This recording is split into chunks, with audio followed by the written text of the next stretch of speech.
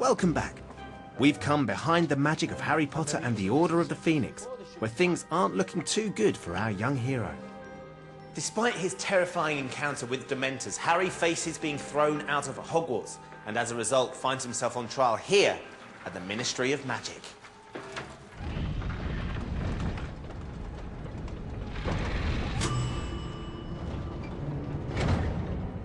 Now this is the Ministry of Magic. They're still a week away from filming, and already it looks extraordinary. When we eventually see it on the big screen, all these offices behind me, they're going to shoot thousands of feet up into the air. There's going to be a huge centaur and a witch right here as statues, and the whole place is going to be filled with hundreds and hundreds of witches and wizards. It already feels so opulent and so luxurious. Just makes you wonder what the toilets are going to look like. This is the largest set that has ever been built for a Harry Potter film. You could fit 50 double-decker buses in here. It took 22 weeks to build and appears in the film for less than 10 minutes. The 42 brass oil lamps in the windows of the offices were made specially for the film, and round the back there are 12 lifts, which not only go up and down, but backwards and forwards as well. Now, if you were thinking maybe these tiles would look great in your bathroom, you'd be wrong, because in fact, despite how brilliant they look, they're actually made from MDF. And there are over 30,000 of them. We use a lot of the same materials as 60-Minute Makeover. And yet look what we do with them. Yeah. It's incredible. And here it is, finished, complete with fully functioning water feature. It really is quite breathtaking. I would have to agree. I think it's absolutely stunning. It's amazing. Actually, just to give you a bit of history, these towers, these pillars, are the fireplaces that all of the wizards come through to work every day because they travel by flue powder through the chimneys. So they all pop out down the bottom? Yeah. Kind of reminds me of sort of a really, really grand tube station. You know, the ones which have still got all the tiles and stuff. In fact, some of the grand designs of the Victorian London Underground were the inspiration for this set. And all of it gets blown to smithereens in the climax of the film. Oh, it's always good to blow things up. And everyone comes to watch you blow it up. We get about 50 or 80 people just showing up with their sandwiches, sort of waiting for the button to be pressed. The whole place is rigged to explode. All this, and that's why nobody can have their mobile phones on, because it could evidently be triggered by that. So at any given moment, the glass could go, things out, the walls, everything. So is there I'm sort of willing to happen. I was going to say, is there someone on hand ready to jump on you to protect you? Do you have like a... You bet. Is that, that's Yes, my role that's today? yeah. And I kept saying to John, our special effects supervisor, it's safe, isn't it, John? He said, yeah. So just tell me where all the squibs are again. And squibs are these little explosive devices. And he said, well, there are 300 around there, and there are 400... And Dan, where is Dan exactly? Dan's here, right next to all the... Yes, it's perfectly safe. So I would then go to Dan and say, Dan, it's perfectly safe. Don't move. Don't move, but for God's sake, don't move.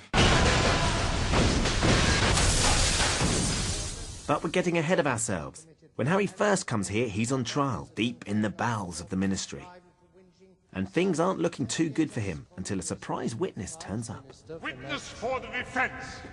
Albus Percival, Wulfric, Bran, Dumbledore. You got our message that the time and place of the hearing had been changed, did you? I must have missed it, but by a happy mistake, I arrived at the Ministry 3 hours early.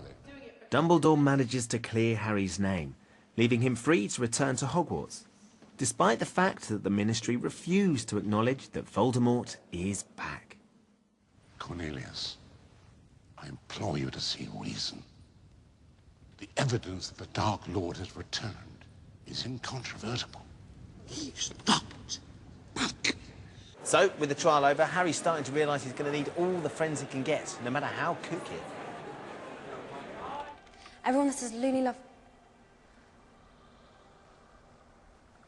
Lovegood. Luna's a very odd character, and I think when he first meets her, he does what everyone else does as well, which is to dismiss her as being very, very odd. An interesting necklace.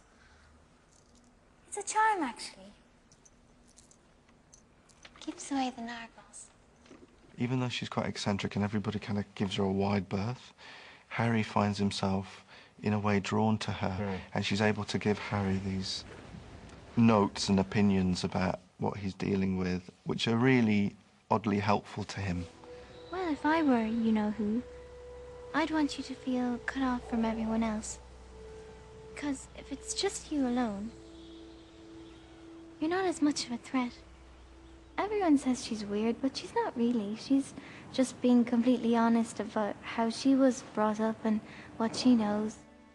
For Harry Potter fan Evanna Lynch, winning the role of Luna Lovegood was a dream come true. How big a fan are you?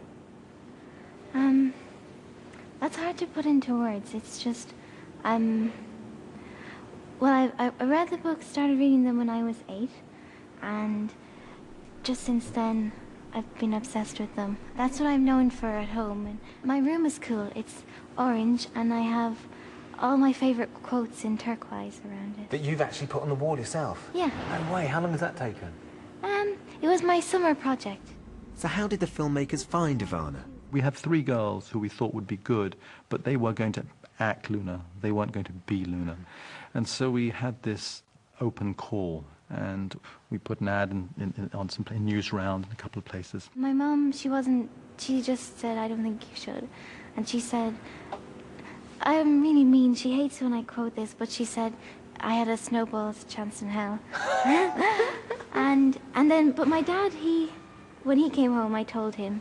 I wasn't very hopeful, but he was like, yeah, I think you should go. People start to show up, and it wasn't really more and more and more and more and more people. And I think we ended up with around 20,000 people. It was ridiculous. It was sort of, it was unbelievable. And Terrifying. people, you had 45-year-old women, you had, men. It was really quite kind of, some of it was a little weird, I have to say. And they made us say our name and where we came from, and I did that. And then they were whispering about us, and... Was that a bit weird? Yeah, I was so nervous because, like, I've been wanting to do that for so long, and it's just up to these 2 women, and just by saying your name, it seemed kind of bizarre. There were some incredible people, but there was only one Luna. And they said, okay, you're coming for a screen test. And I was, oh, that's good. And then they said, you're going to be doing the screen test with Daniel Radcliffe. And I was thinking, oh, it must be big then. And then the director was calling up that night, and then I started really losing. And then they rang me and they said, please don't shave your eyebrows. I said, I don't shave my eyebrows. But then my sister said, well, if they're looking at your eyebrows, it must mean you're very close. So... What a bizarre thing to say. I know, and I don't shave my eyebrows. Well, why would you? I know.